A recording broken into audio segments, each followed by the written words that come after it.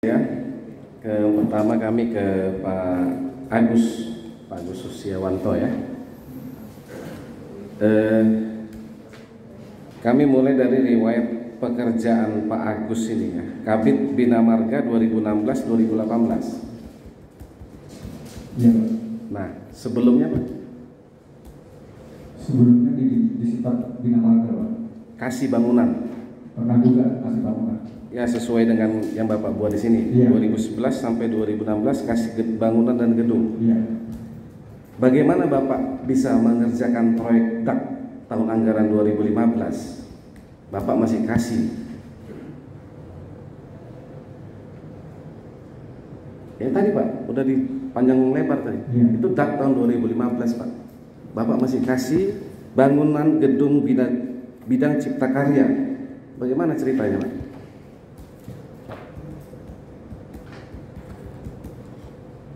Paham Pak? Paham, Pak? Terus jawabnya gimana? Bapak kan sebagai kasih Pak. Iya. Kok bisa membangun itu Pak ya? Ya, dak tahun anggaran 2015 tadi yang Bapak cerita tadi. Kenapa kok bisa membangun gitu? Kenapa? Di mana kewenangan Bapak itu? Ya. Nah, apa kamu sebagai PPTK apa? Atau PPTK? PPTK, Pak. Hah? PPTK. Itu. Sebagai PPTK? PPTK. PPTK? Iya. Terus? PPTK di Bina Marga, Pak. Oh gitu. Jabatan strukturalnya di Cipta Karya. Iya. Iya. Ya, baik. Baru kan kemudian 2016 sampai 2018 Kabid Bina Marga kan gitu Pak. Iya. 17-18 PLT Iya. sampai pensiun. Iya. Nah, pada saat Pak Agus saksi diangkat sebagai PLT Kadis PU, apakah ada diminta sejumlah uang oleh Bupati? Tidak. Nah, kemudian kami sedikit aja lagi nih Pak mengkonfirmasi BAP. Pak Agus diperiksa 5 kali ya, ada BAP yang 5 BAP yang sudah ada perubahan-perubahan juga. Tadi sudah dimulai penuntut umum di BAP nomor 44 ya. Nah, ini 2015, 2016, 2017. Nah, kita mulai 2015 Pak. Ada rekanan pengusaha, kontraktor atau swasta, Iya. Haji Asoy, Alpian, Haji Kati. Kurang lebih ini aja ya nama-nama rekanan ini Pak ya. Sepengetahuan saksi, apakah Pak Bupati pernah bertemu langsung dengan para rekanan ini? Tidak pernah. Ya. Nah, kemudian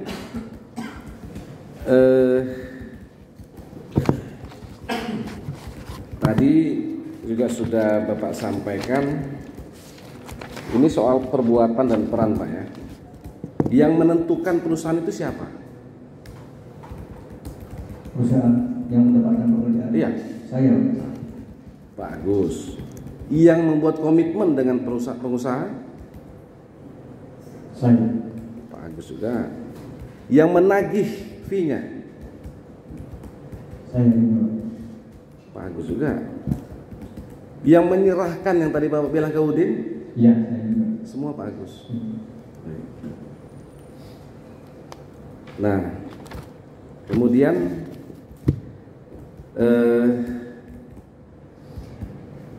sepengetahuan Pak Agus, Pak Udin itu almarhum ya? Iya. Kapan meninggalnya? Kapan meninggalnya? Saya lupa. Nah, baik. Kemudian kalau soal jumlah ya nanti Pak Bupati yang akan ini ya. Kami hanya bertanya beberapa peristiwanya saja. Nah, kemudian tadi saksi sudah sampaikan bahwa pemberian dari rekanan itu setelah adanya pembayaran termin. Iya. Berarti mereka sudah pasti menang, Iya. sudah ada pembayaran terminnya. Iya. Apakah perusahaan yang menang ini pasti yang sudah berkomitmen dengan Pak Agus? Iya. Ini kan lelang LPSE Pak. Iya. Bagaimana Pak Agus memenangkan perusahaan-perusahaan itu? Di Pokja kan saya sarankan Pak semuanya. Jadi yang atur lelang Pokjanya Pak. Siapa pokoknya Pak? Saya lupa Pak. Nanti di dalam surat keputusan ini saya lupa Pokja. Oke. Nah, apakah ada perusahaan di luar itu yang bisa memenangkan lelang tanpa ada komitmen dengan Pak Agus? Untuk sementara selama saya enggak tahu. Harus berkomitmen dengan Pak Agus kan? Nah, kami memeriksa dakwaan dan barang bukti Pak. Dari rekanan-rekanan itu, apakah Pak Agus ada pernah menerima uang dalam bentuk US dollar Amerika? Selama saya menjabat itu enggak pernah. Ya, tidak ada ya. Enggak ada. Singapura dolar? Tidak pernah. Nah, dari dana-dana yang Pak Agus kutip dari rekanan tadi, ada yang diserahkan kepada penegak hukum, kejaksaan, kepolisian. Itu setelah saya serahkan ke Bupati. Buat operasional saya, mereka kadang-kadang minta ada tamu, ada operasional mereka. Ya, ini inisiatif Pak Agus atau kesepakatan dengan penegak hukum tadi? Mereka kadang-kadang minta bantuan, nggak pernah ada kesempatan, nggak pernah. Permintaan dari mereka. Supaya apa ini Pak? Katanya operasional buat ada tamu, ada ini. Oke. Terakhir Pak, Ya. sepengetahuan Pak Agus, apakah Pak Bupati mempunyai kewenangan untuk menentukan pemenang lelang? Kalau menurut saya tidak. Cukup Pak Agus. Lanjut. Oleh sebab Ya, Pak Latif. Sedikit aja nih Pak Latif. Kami menyambung cerita Pak Saifullah di sini. Nah, apakah sekitar tahun 2019 Pak Latif pernah bertemu dengan Pak Saifullah di rumah dinas? Pak Saifullah menyerahkan sejumlah uang 400 juta. Kalau jumlah uangnya saya nggak tahu. Yang Pak Latif tahu? Yang jelas itu dikasih tahu ada titipan buat Pak Bupati. Bungkusan. Ya, Baik. Ada berapa orang Pak yang hari-hari bertugas di rumah dinas ini? banyak sih Pak. Ajudan. Ada juga ada driver, ada cleaning service, Ya. Kalau almarhum Pak Udin tadi penjaga malam Pak. penjaga malam, hanya malam hari. Ya, Oke. Bisa gambarkan posisinya Pak? Apakah beliau ada di dapur atau di pos jaga? dia nggak tentu Pak, kadang di dapur, kadang di pos, kadang di mes. Posisinya. Oh, kadang-kadang di dapur juga. Ya, Oke. Nah, pada saat Pak Latif melihat Pak Agus itu tadi ketemu dengan Pak Udin, itu di dapur apa di mana? di mes dulu. Terusnya makan, terus si Udin itu yang naik ke rumah. Oke, itu yang tadi tahun kalau di sini 2015. Masih ingat? Saya lupa. Tahunnya lupa. Ada 4 kali. Hanya sekali kan Bapak lihat? Hanya itu saja. Selebihnya nggak ada. Sepengetahuan Pak Latif, almarhum Pak Udin ini kapan meninggalnya? Nggak tahu juga. Nggak ada kabar di rumah dinas itu ada yang meninggal itu. Oh, gitu. Baik.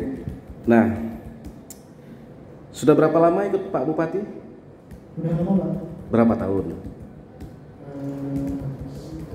Waktu periode pertama itu saya bisa KBB pasti dimintai bantuan Pak. Lebih 10 tahun. Beliau Bupati 10 tahun. Belum kayaknya. Belum sampai 10 tahun. Baik. Apakah saksi ada mengetahui kebiasaan Pak Bupati selalu menukarkan uang-uang receh untuk sedekah? Iya. 5.000, 10.000, 20.000, ada ya? Itu biasanya Pak Latif yang pegang atau di kamar atau di dalam tas? Biasanya dikasih sama ajudan. Ya, ya. Sendirinya. Pak Latif ajudan kan? Enggak mesti saya. Yang lain juga? Memang ada itu ya? Ya. Selalu menukar ke bank uang-uang kecil gitu pecahan? Ya. Ada disita juga, makanya kami konfirmasi uang receh-recehan itu. Ya. Nah, kemudian waktu Pak Latif katakanlah menerima kardus Indomie, kantong plastik hitam, kantong plastik putih dan sebagainya, baik Marwoto, Pak Radi atau siapa, apakah pada saat itu diserahkan selalu dibuka dan diperlihatkan isinya? Tidak, Pak. Tidak pernah? Tidak, Pak. Atau disebutkan jumlahnya? Tidak, Pak.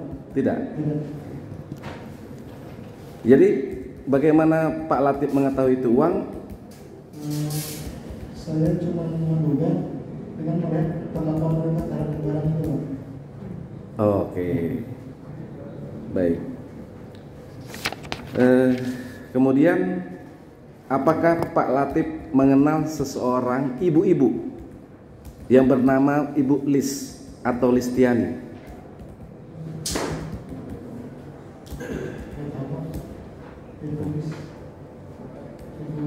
Pernah datang ke rumah, disuruh ke depan teras ngambil kardus? Saya ingat. Ya, ya? Saya ingat. Ingat? Ada orangnya. Ada, Pak. Pernah berapa kali melihat itu Ibu Lis ke rumah Pak Bupati, ke rumah dinas? Lupa, Pak. Tapi ada. Ada, Pak. Betul, mengambil kardus. Nggak tahu, cuma ngobrol aja dengan Pak Bupati. Terus pergi. Pergi. Sebentar-sebentar begitu. Ya. Kan selalu tamu lapor nggak? Ke ajudan nggak? Dia langsung masuk ya. Kadang-kadang saya ke sana dia udah ada di sana, nggak pernah bisa lihat ya. Oh, bisa juga ada yang langsung ya? Mungkin nggak di tempat saya nggak tahu. Oh, kalau kayak Pak Agus harus lihat ajudan atau langsung? Kalau Pak Dinas, Agus kedinasan? langsung juga ya. Bisa langsung. Ya. Nah, kemudian terakhirlah nih Pak Latif. Pada saat OTT KPK 15 September 2021, Ya, Pak. saksi bersama Pak Bupati? Ya, Pak. Saya tidur di rumah. Udah malam itu ya. Ya. Pak Bupati di mana saat itu? Tahu, Pak. Enggak, sepotong saksi apakah Pak Bupati yang ikut di OTT KPK? Mana? Tidak ya? Ya.